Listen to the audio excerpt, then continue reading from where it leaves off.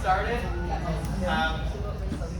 You might be wondering why I'm covered in water. It's because I went straight into the back and the faucet just blew up. So I'm not really sweaty. I'm not really nervous. It's just, Murphy's Law, right? If something bad is going to happen, it's going to happen right when it needs to. So, sorry. Going forward. Can you second the microphone? Was that? I don't need it. It's great to have you guys here tonight. Of course, what we're talking about tonight is heart health. We're going to cover the truth about cholesterol. We're going to uncover, we're going to go over how to have a healthy heart now instead of just being another statistic. And we're going to just show you the action steps you can take of where heart disease comes from. I want to empower you guys with the understanding of how your body works so that you can make the best decisions for yourselves and your loved ones. I'm a kind of jokey guy, like when I'm adjusting and whatnot, but this topic hits home for me. And if I could just kind of bring it down a notch to start. 2017, I was in a business networking group in California and met a guy named John. John was a credit card processing salesman, like he had the little terminals that you'd set up and swipe. Really nice guy, great businessman. He was in his 50s, really generous with his business mentorship and his wisdom. We became fast friends. His health, though, was not in a state of, not a place that it needed to be. He had a pacemaker for his heart. He had suffered heart attacks in the past. He was not completely overweight, but he had some weight to lose. When he would present, he would bring up a chair and sit kind of like this because his back was hurting so bad. He was a New Yorker, so he just talked straight, but very, very nice guy. We started working together, meaning he came into the office for his health, and he had massive improvements. Actually, my wife, Dr. Courtney, started adjusting him too. He went through the full correction, had great results, was able to stand straight and give his presentations, came off of a ton of medications, his blood pressure and his cholesterol went down, and just great results, as we expected. He finished correction, he went into what we call maintenance care, so we saw him less. He was still doing great. We moved from California to here. He kept going, but less and less until he stopped taking care of his health pretty much once and for all. And I talked to him and he'd say, hey, I know I need to take care of my health. I got to get back in there. I got to get adjusted. But me thinking, he gets it. It's not that bad. It's not that urgent. He's doing okay. That was my thinking. And I remember the day, it was last year in May. I opened Facebook and I come across an obituary posted by his dear friend. He was playing golf in Las Vegas and suffered a massive heart attack and died right in the middle of his 50s. And I'll never forget, because I hadn't talked to him in months, and I'll never forget my first thought was, oh my gosh, I wonder what if he was still getting adjusted? What if his focus was still where it should have been on his health? Maybe he would still be with us today. And so from that point forward, I made a commitment that I would never let that happen, not on my watch, with not only loved ones and friends, but with my patients. So when I talk about heart health and heart disease, the reason why the urgency or the passion or kind of the intensity might be up is because I'm thinking of people like John, and I don't want to sugarcoat any truth for you guys. So that's where I'm coming from, if I could. The statistics, if you just look straight at the statistics, 1 out of 3 people, what is that? It's on. Yeah. If you look at the statistics, 1 out of 3 people in this room will die of heart disease. The question I have for you guys tonight is, why won't it be you? You look to your right, you look to your left, why won't it be you? My hope in doing this talk and doing talks like this is that it won't be any of you or any of us here. And so through covering this, what we're going to talk about is, it's the silent killer for a reason. We've got to uncover what the problem is so that you can avoid it and not just be another statistic.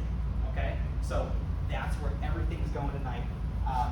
Before we dive into it, they said I should put this up here. I know most of you guys know me, Natalie, Dr. Gordy, this is me. I'm Dr. Lucas.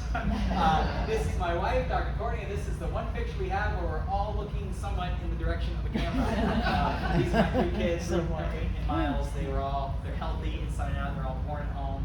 They've never had medication. They've been adjusted since birth. Like, very, very happy with my family. And this is why we do this stuff. This heart disease, heart health class is not about heart disease. This, just like chiropractic is not just about getting free of back pain and neck pain. What this is really about is this is about you living at your 100 God-given percent, like your fully alive potential, and so that we create a better future for our kids and that their kids, and it just spreads that way. So when we talk about heart health and all this, it's really about bridging the gap of where your life is supposed to be, like the life that God has purposed and called upon you, and then where you're at now, and how do we make those two closer? And I find that through health, there's often an interference between those two things, and it can look like this. A mother waking up with migraines in the morning is not at her optimum potential. Agreed? Like, you are a better mother, a better father, a better coworker, a better husband, a better friend, the healthier you are. So my goal tonight is to find the interference, remove it, so that you guys can be expressing your full potential. That's really our big purpose tonight. So you guys ready to change the trajectory of your health in your life? Let's get started. Okay.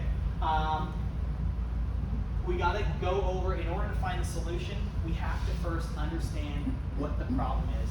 So, who didn't know that heart disease is the #1 cause of death? Does everybody kind of know that? Okay, good. Did you know that it's the #1 cause of death for men and for women?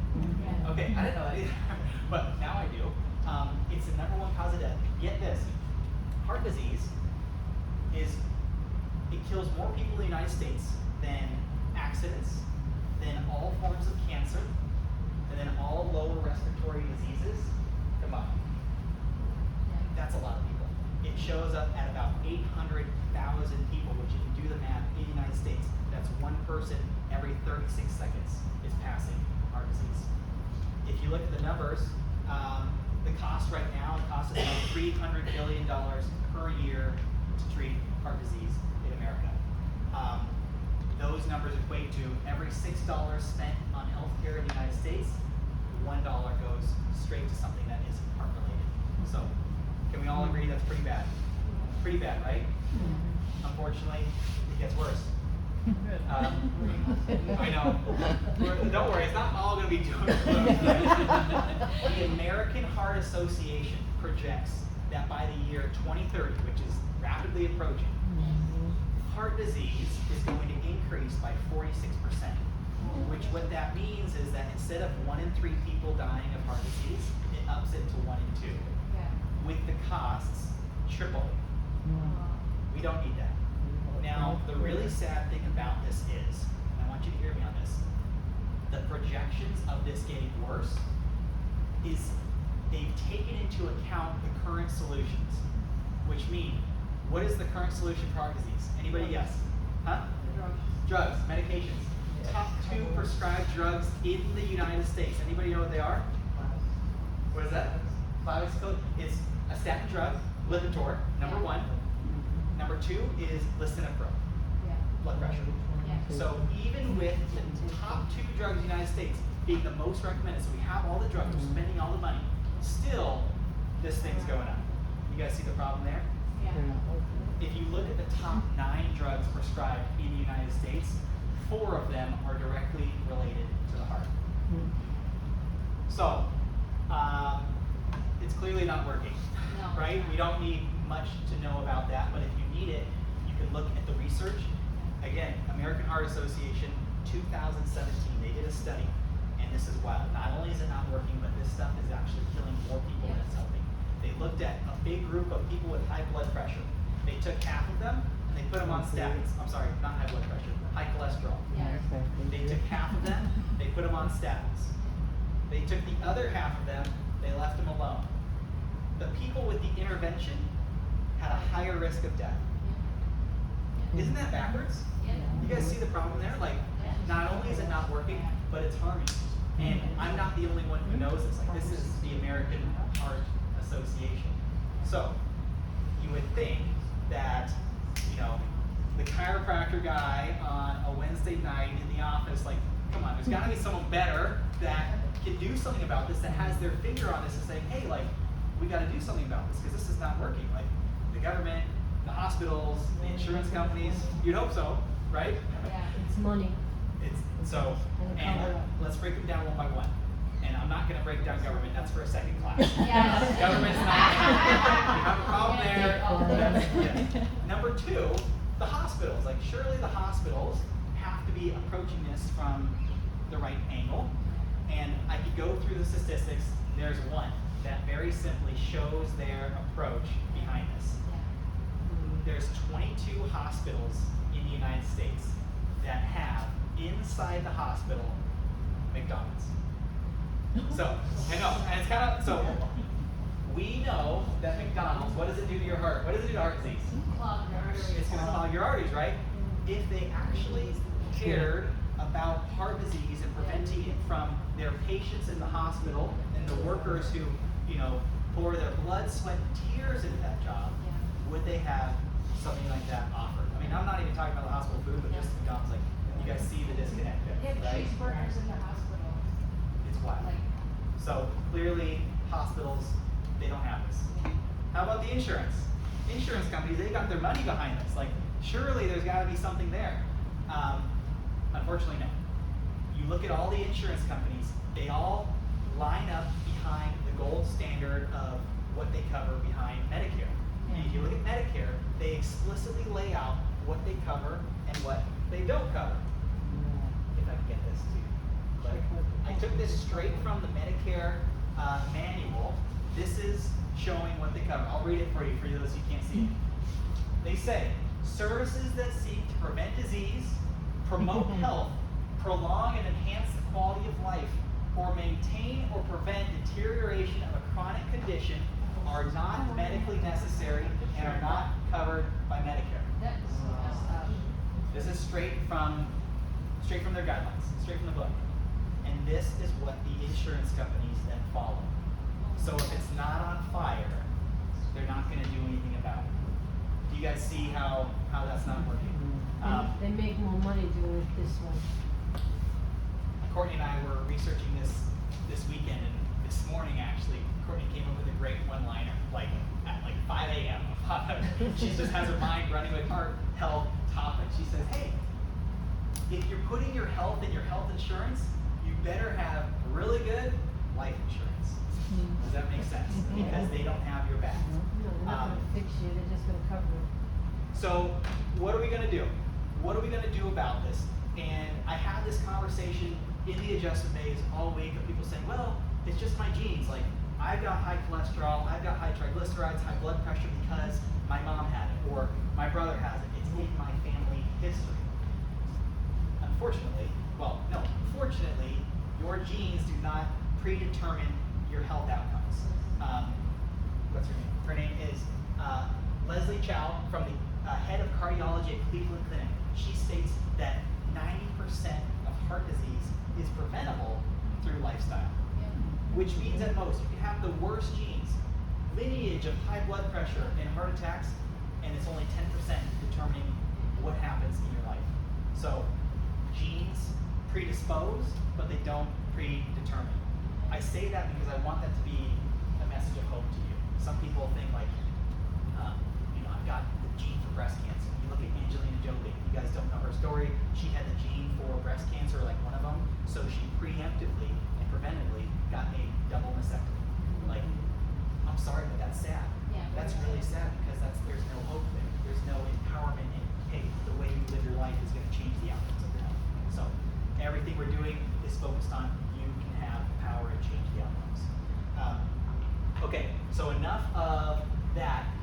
Before we dive into the specific actions that I'll give you guys to take home and act on this, because knowledge without action is useless. So the goal tonight is to leave here with 3, no less than 3, but no more than 5 actions that you can implement starting tomorrow and start creating a healthy heart.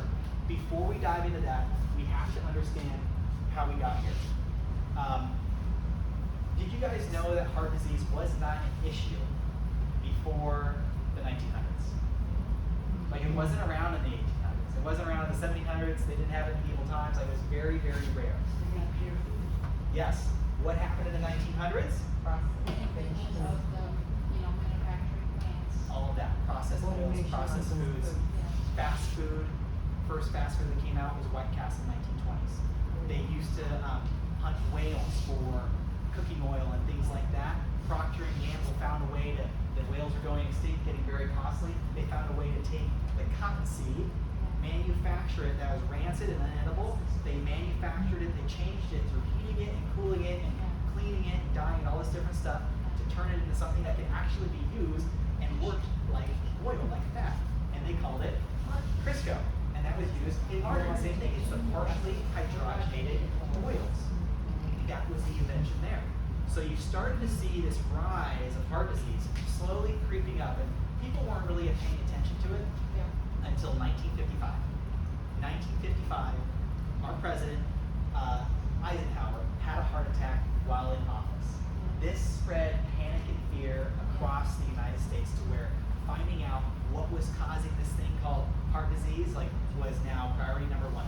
And they thought it was everything from car exhaust to built up anger to all sorts of different stuff. And so they had all these different researchers. There was one that rose to the top that from his work, we are still dealing with the after effects today.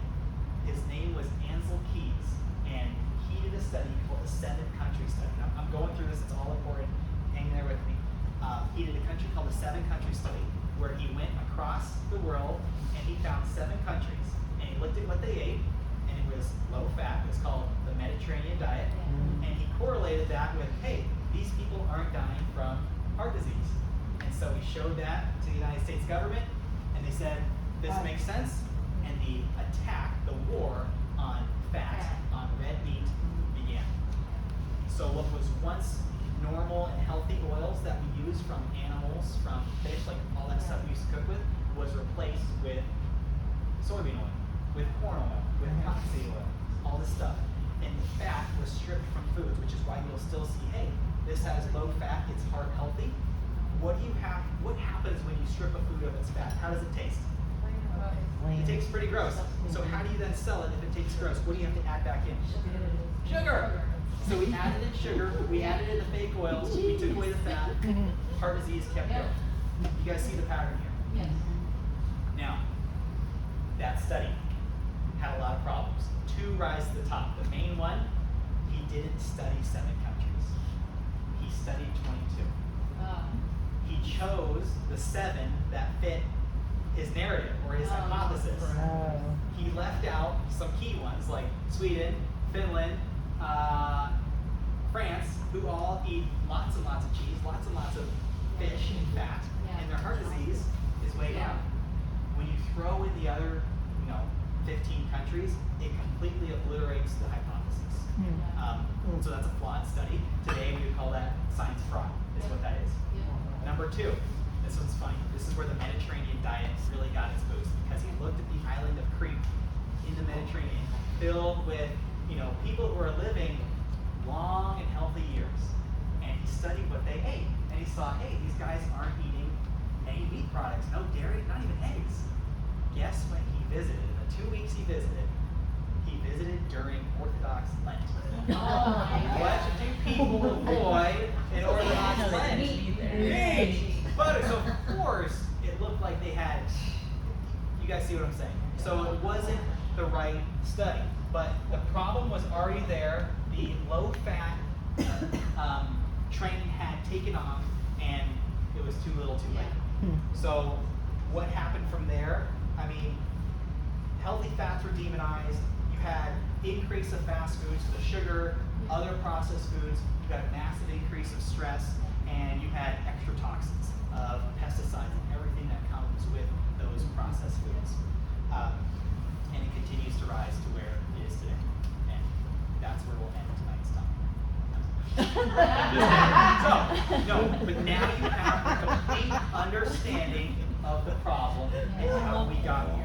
So where I want to take you guys next is through some action, because there is a better way. There has to be a better way. And it starts with understanding a very fundamental and key point. Is your body smart or stupid? Smart. Okay, we can all agree there. If I walk outside in the middle of July and I stand outside of the parking lot, what does my body start to do? Sweat. Why?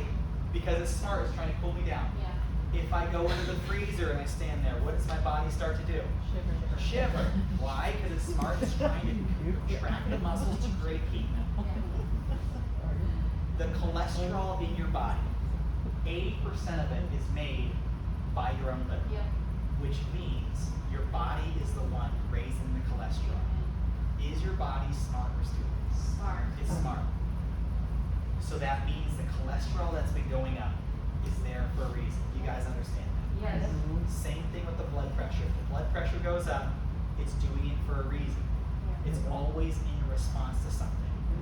Taking a drug like a statin to lower cholesterol without approaching anything else is just as backwards as you seeing me outside and saying, hey, I'm going to give you something that stops the sweating, because when people sweat for too long, eventually it leads to dehydration. You guys see the backwardsness of that. Yeah. That is, in essence, where our health system is. So let's break it down one at a time. Your body is smart. Remember that going through. That'll set you up for success in doesn't matter if it's high cholesterol, cancer, high blood pressure, migraines. You remember your body is smart, it's made intelligently, that's where you stay. So, cholesterol. A lot of misconceptions about cholesterol. HDL, LDL, is it good, is it bad? I'm going to break it down, probably oversimplified, so some of you might know more than what I'm going to talk about here, but for tonight's sake, we're just going to keep it simple. Cholesterol, it's a soft, fat-like, waxy substance that your body makes. And it has multiple different purposes. It's in every single cell in your body. Like I said, your body makes 80% of it through your liver. When you eat cholesterol, like through fat, your dietary cholesterol doesn't impact your blood cholesterol. So it's not from your nutrition. It is the backbone of hormones, things like estrogen and testosterone, things like vitamin D. It makes all of those. But the main thing that it does is it repairs. It's a repair mechanism. Like when you're fixing drywall, you got that white putty, like that's what cholesterol is. It repairs things that are broken down, and it helps grow things that are need to be grown. The reason why we know this, women who have just given birth, postpartum, their cholesterol is elevated. Why? They need to repair. They need to do some repairing. You take an athlete who has strained muscle, maybe torn an Achilles tendon, their cholesterol is also high because they need to repair. Breast milk. Breast milk for a baby is made up of over 60% cholesterol. Do babies have clogging arteries? No. No, not a chance. The breast milk is made of cholesterol because guess what the fattiest organ inside your entire body is? Your brain is made up, it's 2% of your body weight, but it takes up 20% of your entire cholesterol. In the first year of life, the baby is generating over 60% of their entire brain development they'll ever have experienced in their life. So the cholesterol is aiding that. Do you guys see the importance of cholesterol? Yes. Okay. So, when you drop cholesterol through a statin, and I don't mean to beat a dead horse, but it makes sense. Do you see how dropping cholesterol might negatively impact your brain if your brain is made of it? Yes? This is why the study showed there is a strong link between long-term statin use and dementia. Okay? Same thing, talk about repair. What in your body gets to be repaired a lot if you're working out? Your muscles. Your muscles. Statin use is directly linked with muscular wasting. Yes. Long-term use. Yes. What is your heart? Muscle. It's a muscle. You guys see the problem here. So, if you're going to lower cholesterol, you have to approach it as from the fact of why. Why is the cholesterol high? The body is doing it because it needs to repair something. You approach it by finding what needs to be repaired, not by artificially lowering it. You you will avoid the side effects that come through treating the symptom and not getting to the cause. Yeah. Simple. Okay. Blood pressure, very simple, same thing. Your body is doing it for a reason. If we were all on a big camping trip, singing Kumbaya around a big fire, nighttime, Constance got the marshmallows, Carol's on the ukulele, whatever we're doing, we're having fun. Bear comes into the camp, lets out a big bear growl. What does your blood pressure do instantly? It goes up, simple stuff, right? Why does it do this? It's because your body has to then decide, are you going to fight or flight? Flight. Yeah. I don't know which is the right answer there. Dallas, can you tell me you're the Montana guy? Do you run or do you stay? You run. Fast or kind of slowly back away? I don't know. I'm dead. I'm sorry. Whatever the right option You just is. run faster than the person. You run faster than Yeah. Boy, your blood pressure goes up. Whatever the option is, your body needs to move fast. Your blood pressure goes up. It sends blood so that the muscles can then respond with the right blood flow, with the right oxygen, so you get radiation. Yes. If blood pressure is up in your body is trying to send it somewhere. Artificially lowering it, again, just like cholesterol, it's not getting to where it needs to go. The function is then going to decrease. Everything your body does is for a specific function. So, those are the basics with cholesterol and blood pressure. So you can look at them plainly and say, hey, these are normal functioning responses that need to be addressed as to why. So, now we're going to dive into what the solution is. And the solution is very simple. It is to find the interference between the way your body is working and the way it needs to be working. So if the cholesterol is high, why is it high? Remove that interference. And it's always found in what we call one of the 5 essentials. These are the 5 things we focus on in the office. You might have heard me talk about it a little bit. Number 1 is your nervous system. It's why we're a chiropractic office. If that's off, you can do as many burpees and broccoli servings as you want. You're not going to heal. Like, it's got to be the foundation. But you also have nutrition, you have exercise, you have mindset, and you have detoxing. So we're going to focus on a couple of those. All of the action steps I'm about to go over, I have on a little handout that you can receive at the very end of this, because the goal for tonight is for you to take action. So what I request, or if you're going to do something, find no less than 3 things that you're willing to do, and do them so that you leave here healthy. Okay? But you don't need to take notes if you're not. It's all in the handout. Okay. All that one. Nutrition.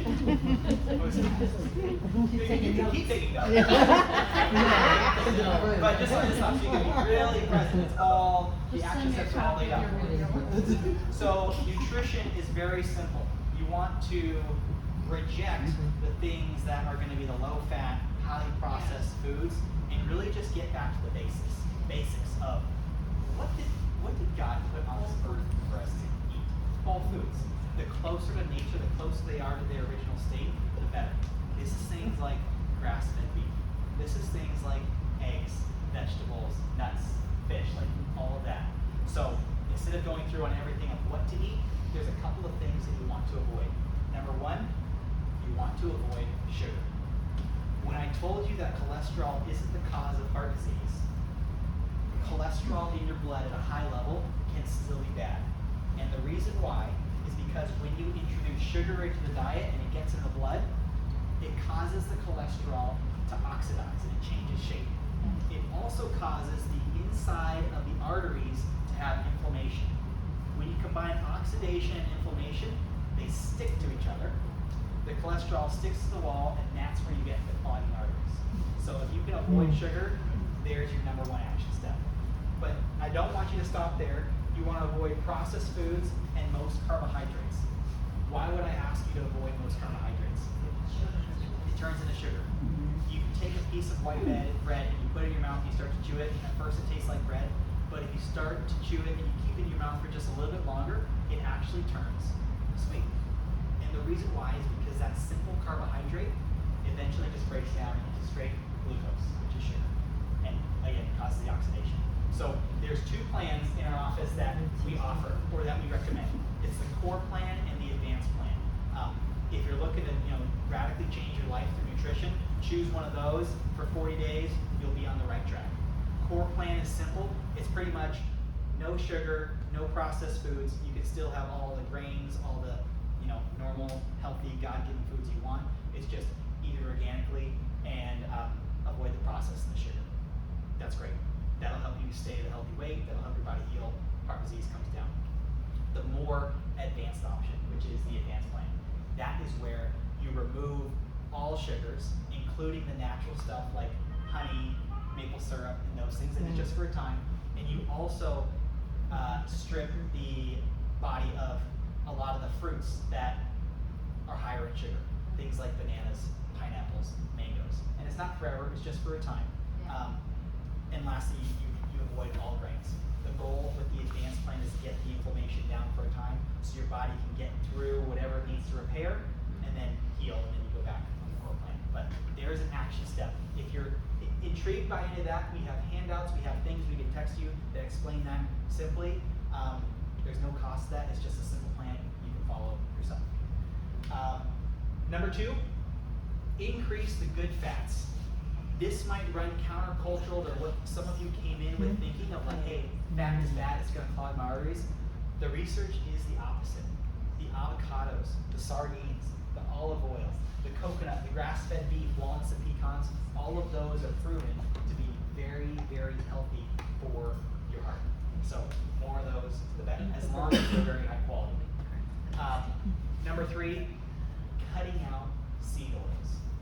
So what we talked about with the processed things, if you look at seed oils, there is no way you get that in nature. The amount of processing that has to go through a soybean to get soybean oil, or through canola to get canola oil. When you have that, I can't remember how long it stays in your body. Courtney, you were telling me the other day, you take corn oil or soybean oil, and how long can they detect it in your bloodstream? For like a year. Like it doesn't break down because it's not food.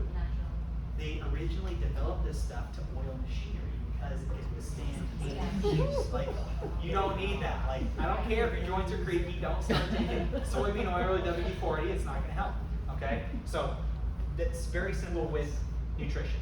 You wanna avoid, the soy, the cottonseed, corn, safflower, even sunflower oil. And I say that knowing that a lot of my favorite healthy snacks for sunflower oil, the research is there. If you can avoid it, do so, okay? Exercise. Very simple. If you want to have your heart risk plummet, all you gotta do is start exercising consistently. You can have that heart disease risk plummet by over 50% if you are exercising for 30 minutes a day, 5 times a week, which, I get it, might sound like a lot, but it's really not, okay? I hear from a lot of people that they say, oh, I can't do that, I'm just lazy. I just heard it from a mom yesterday, and I had to tell her, I said, you're not lazy, you have 6 kids. Like, there's no way you are lazy. Like, right? Can you imagine, like, you can't be lazy with 6 kids. The oldest is like 11. I know, a lot going on. Just running around is 30 minutes right there. It's a habit.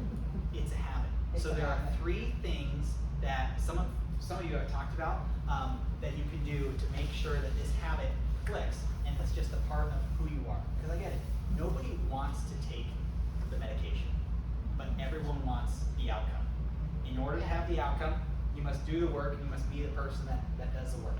So, number 1 action step is, and this is probably good for about 90% of us, get up early and get it done. I don't know if you're like me, but once the day starts, things just get away from you. So if you can get up early and get your workout in, you're gonna be ahead of the ballgame. Number 2, for those of you who work out, how much easier is it for you to work out in a group setting versus by yourself in a garage or your living room? I like it for myself. You were, okay, so it's a mixed bag. So for me, and for a lot of people, if I'm working out by myself, I will find excuses as to push less or not so much. So if I have that's, Casey. you have Casey, that's true. If that is at all you, your action step would be join a group. I don't care if it's Fit Body Boot Camp, a barbell class, a CrossFit class, F45, Orange Theory, they're all out there. But what I do know is that if I show up to some place and there's social accountability, I'm gonna do the workout. I might be just going through the motions, but at least I will have gone through the motions. I'll be Yeah. healthier because of it. So that's your second action step. Number 3 is just make a commitment that you'll stick to it for 40 days. Just like with nutrition, things take time to start seeing and feeling the results. But if you stick for it for 40 days, not just 30, the reason it's 40 is not only will you feel the results, but you will have also created distinct habits that will continue with less effort even when it's done. So, sticking to it. Cool? Okay, this one's important. How does mindset affect heart disease? What am I talking about when I think of when you think of mindset? Stress. This is stress. So stress is a big one. So we're gonna stay on this for just a couple of minutes. When you have stress, your body takes your blood vessels and constricts them. This process is called vasoconstriction. This is what increases blood pressure. Yeah. Blood arteries get harder and they get some not constriction. What's the word? It is they get what's the word I'm looking for? Not constricted. Elasticity. The elasticity goes down. So stay there. They're going to get brittle and they're going to get hard, and that's where plaque starts to come. So you take stress, it leads to high blood pressure, and eventually leads to heart disease. So I'm going to take a little different path here because I grew up, and you guys have probably already heard it too, of like, hey, stress kills. So do whatever you can to decrease stress. Meditate, like all these different stress techniques, yoga, and yes, that's all good. But stress isn't going anywhere. Like you can't get rid of all your stress. Stress is your environment. When I call my 82-year-old grandma, who's retired in LA, I love her to death. Guess what she still has? Stress, right? Because she still watches the news. She's still a member of the human race, like it's still there. Yeah. So instead of giving you the kind of like the secret idea of like, hey, it's all okay, like just de-stress, I'm gonna take a different path of you gotta get stronger. You gotta get stronger. And it's a principle that I live by. It's a chiropractic principle. If stress is part of your environment, don't change the environment to match or to appease a weakened body. Okay? Rather, strengthen the body to meet the demands of what the environment puts on. Yeah. That's what we gotta do. And by living this lifestyle, your body will get stronger and you'll take stress that used to be bad and it'll change to what's called eustress, which is good stress, and actually serve you. This is where Olympians actually thrive under stress because they've transferred that. There's only one action step here, and it's just follow this. When you're stressed, stress produces fear. Fear is focused on things that could go wrong. Does that make sense? Fear is the focus on things that could go wrong. The antidote to fear is gratitude. Gratitude is the focus on things that have gone right. So if you want to decrease your stress or you want to change your stress to something that's good, the action item is focus on gratitude. The scientific community has come to this conclusion, as well as the CEO business community, which are really high on, hey, how do we change the stress so it beats our productivity levels? And they come to one specific practice that is 5 stars on all accounts. And it's simple. It's a gratitude journal in the morning. And the process is easy. You take a piece of paper, you write down 5 things you're grateful for. And you do that every day for 40 days. And it's not a list. You don't say, things I'm grateful for. Casey, Bruce, like, it's not, you want to write it down in complete sentences. And that might sound silly, but it does something in your head where you're actually taking in time and it makes it more real. So you write down 5 things you're grateful for in complete sentences, and you're counting your blessings. I mean, this is ancient. This is nothing new. We just repackaged it. It's going to decrease cortisol. It's going to change your mindset, change your physiology. You do that for 40 days, you'll be amazed at how well you feel and how well your focus is.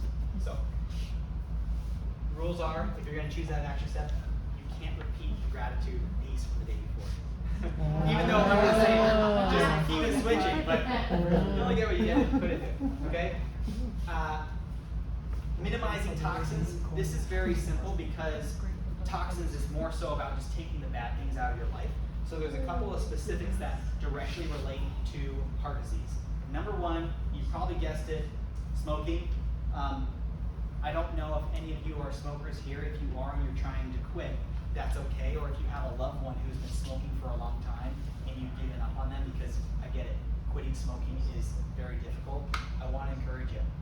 I've had patients who've been smokers for 30 years, and as they start changing their lifestyle to one that's more healthy, the junk, the poison, the smoking becomes less and less desirable.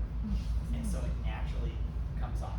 So if that's you or if that's a loved one, simple action steps to do. They just got to do everything else first before they jump into smoking. That naturally comes out. If you start with smoking first, it's way more difficult. Okay. So smoking's a big one. Number two, anybody heard of BPA? Yeah. Okay. BPA, all the plastics. It's actually been taken out of a lot of plastics these days. Yeah. They've done a really good job about BPA-free cans, BPA-free practices. You still want to avoid having anything that's in plastic that's been heated up. So, water bottle in the car in Arizona. Bad. Don't drink it. Bad. Yeah. Get one of the clean canteens, metal or glass, gonna be way better for you. Anything in the microwave that's being microwaved in a plastic like Tupperware, Yeah. not recommended. Not recommended. And this is just, ways to improve. So that's with BPA. Other thing that isn't not known, and this is kind of like out of left field, it was for me, with BPA, the most common toxicity of BPA, which causes disruption of all of your heart health hormones and your systems, is not from plastics. It's from receipts. Yeah. Receipts, like that you get from a grocery store after you buy your food, Yeah. like it's the receipts. The Yeah. paper that they printed on is lined with BPA. Yeah. So people that are filling the receipts all day, Yeah. handing them to people, have a lot higher BPA, which are hormone and just endocrine disruptors Yeah. than the average population. Now you're gonna say, I don't want the receipt, thanks. So action step for this, if you don't need the receipts, I get it, I gotta deal with receipts too, but if you don't need them, just don't hand them, say, hey, I'm good, thank you, and walk Email away. it. Just That- text it. Email it. That will decrease your BPA risk, which has a direct line to your heart health, one of the biggest, okay? Last piece is not something to really take away actively, it's more so increasing your body's ability to detox. Your body detoxes in many different ways, through your mouth, through your skin, through your digestive system. The most common one is through your skin, through sweat. So if you're exercising, you want to make sure you exercise to a point where you're sweating. If you can stay sweating for about 30 minutes a day, you're getting a great amount of detoxification. If you can't do that, you can hop into a sauna or take a walk outside in August. Start sweating. Make sure you're replenishing with tons of water. When you get the water and the sweat through, your body is smart. Remember, it uses the time that it's sweating as a double to cool you off, but to also get things out of your body. Okay, so detoxing more. Okay, this is not a supplement class, but I'd be remiss if I didn't at least share with you guys what we have. We have specific supplements if you are currently on a statin or a loved one is currently on a statin. If you are currently battling cholesterol or you're currently battling high blood pressure, these are all things you can and absolutely should take to make sure that that stays within the normal range without taking medication. But I want to be very clear. I do not want you buying anything for yourself if you don't commit to at least doing 3 lifestyle changes from tonight. Because here's the thing, masking up symptoms, Yeah. it doesn't matter if it's with a medication or with something like this. This is just going to be a little bit better for you. It's still going to be masking the symptom. You have to get to the cause. So, that being said, if you wanted to purchase the nitrous oxide support for high blood pressure, talk to Courtney or Natalie. We're creating a list tonight where you can get it shipped straight to here. There won't be any shipping costs for you, and it's 10% off. They wouldn't take the medication then? What was that? They wouldn't take the statin? No, they still do, but because as a chiropractor, I cannot recommend or prescribe anybody Right. to come They off would their still take it, medications. okay. I'm very clear about that. Don't do that unless your medical No, doctor not tells you. John. But what happens as your body starts to heal, you need less of that stuff. And it starts to come in normal range. So when your cardiologist checks your blood levels down the road, he says, hey, you're doing a lot better. We just had a guy on the wall, Jamie, second row from the bottom, second from the left. His blood pressure through chiropractic dropped by 20 points, 30 days. He went to his cardiologist. He had been on high blood pressure and high cholesterol medications for years, and his cardiologist said, hey, you're doing great, keep this up, you can be off this stuff in 6 months. So that's the goal, but through It would be both of those.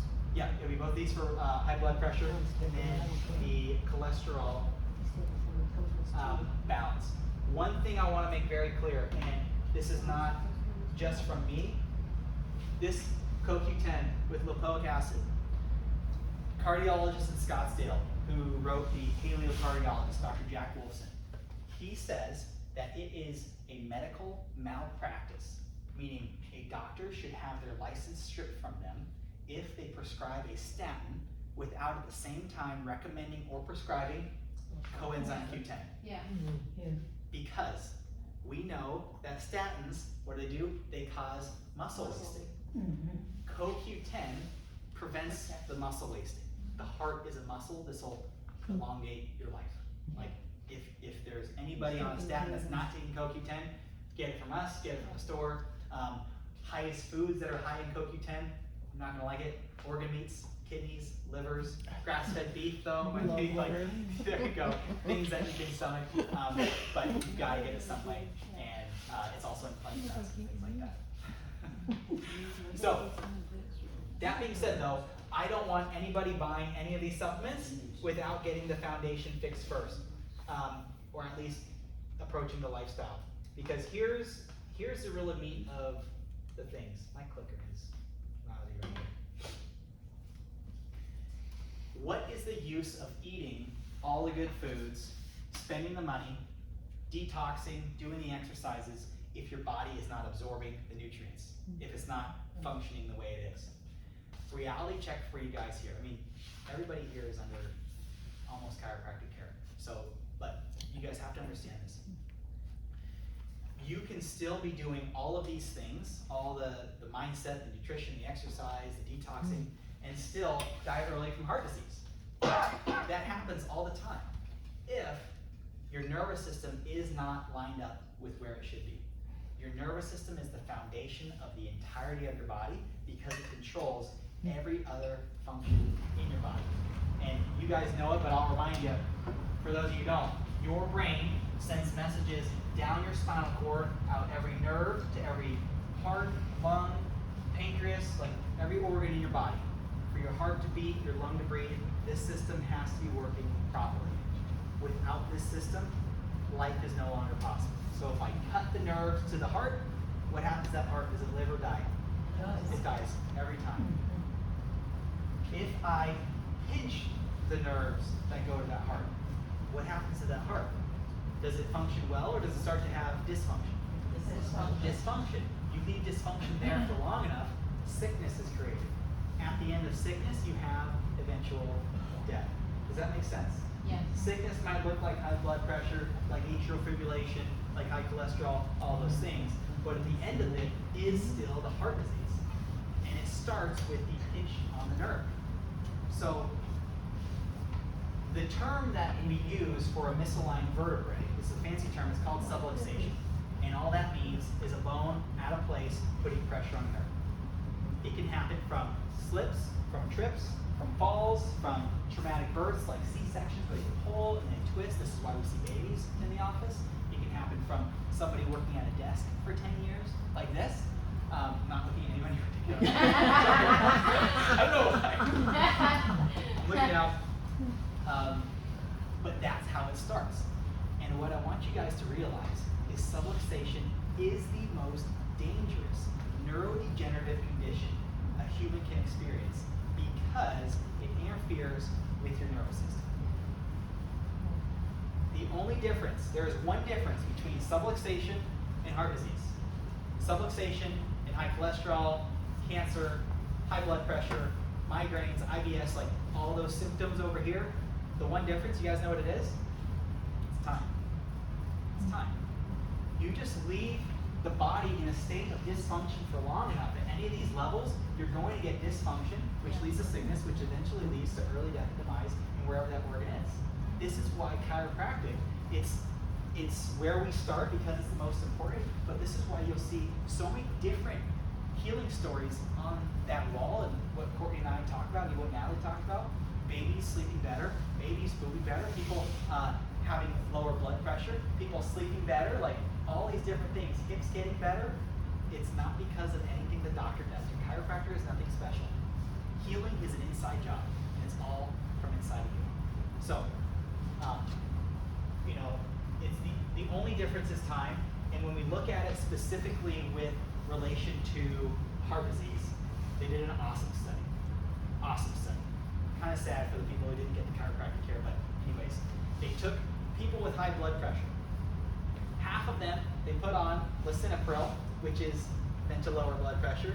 The other half they gave chiropractic adjustments.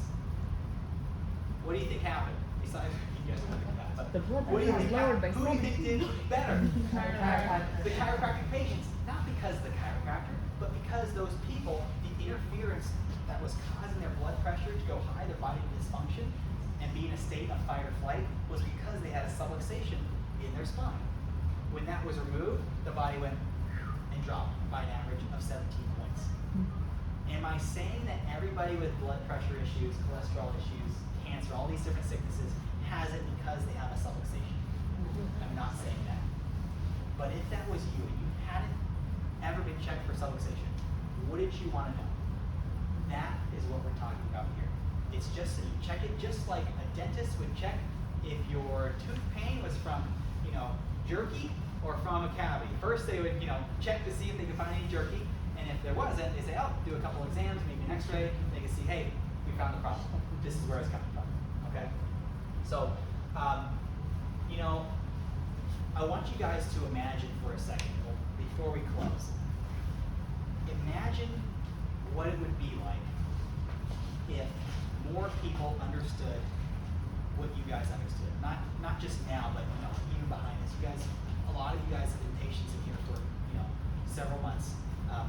What if people started living like this?